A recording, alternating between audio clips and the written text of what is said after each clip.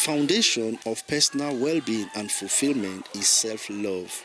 It is the practice of valuing oneself, embracing strength and imperfections, and prioritizing mental, emotional, and physical health. Knowing what you want, knowing your purpose, knowing your value, knowing your boundaries, and then not only knowing it, living it. Because one thing is about you knowing, another thing is about you living. And selfishness on the other end of the divide is about you being excessive about who you truly are, and most times it is often against someone or just opposing it with the other person. You're so excessive about, you're so into yourself that you don't care and value or respect the decisions of others. But it's been you. You say, it's been me. No. Selfishness has been excessive.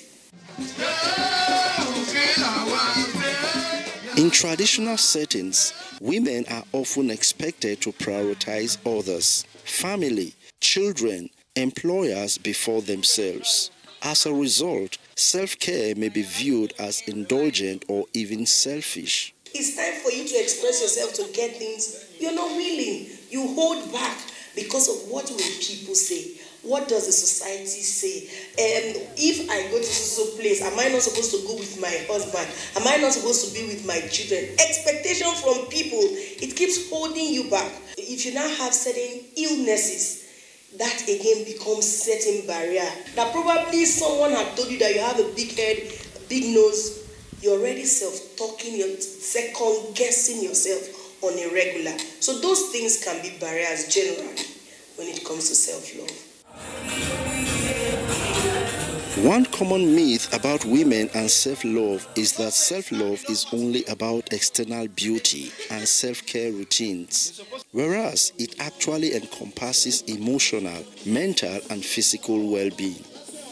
If you're not mentally stable, you are so overwhelmed with several activities, several pains, struggles, that alone can clog your mental well-being to the extent that you will not even be seeing yourself. Probably you have certain family challenges. You will be so overwhelmed that the challenges becomes like your reality.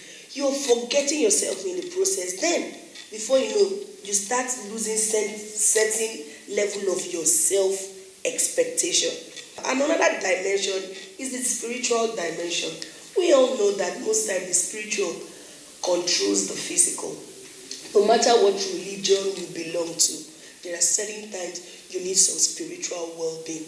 You need that awareness to know who you believe in, how you believe in whatever you believe in, and how you worship. That alone, because when your spiritual space is settled, it affects your mental well-being and affects your physical well-being. So on those dimensions, you can say, oh, if I'm well mentally, emotionally too, spiritually and physically. So those are the dimensions we can be looking about self-love.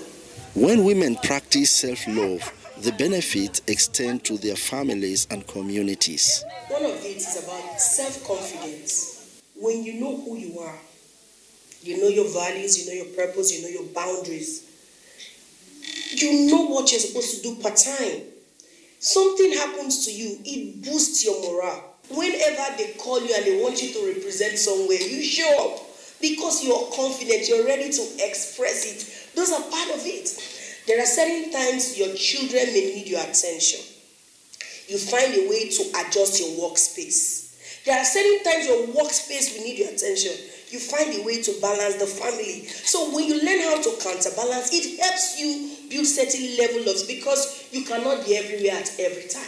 There are certain times that you love to be with friends, to hang out, to rejuvenate, to reconnect to yourself, to go back to those dreams you have always desired. So there is a time for everything. So know when to prioritize, know what to do part-time. So it helps you groom your self-confidence and helps you groom who truly you are.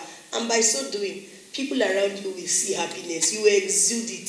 Some people keep saying, oh, I come around your space and I'm so happy, I'm so excited. It's because you know who you are and you're living you deliberately. then you can now start saying, yeah, I'm living my best life.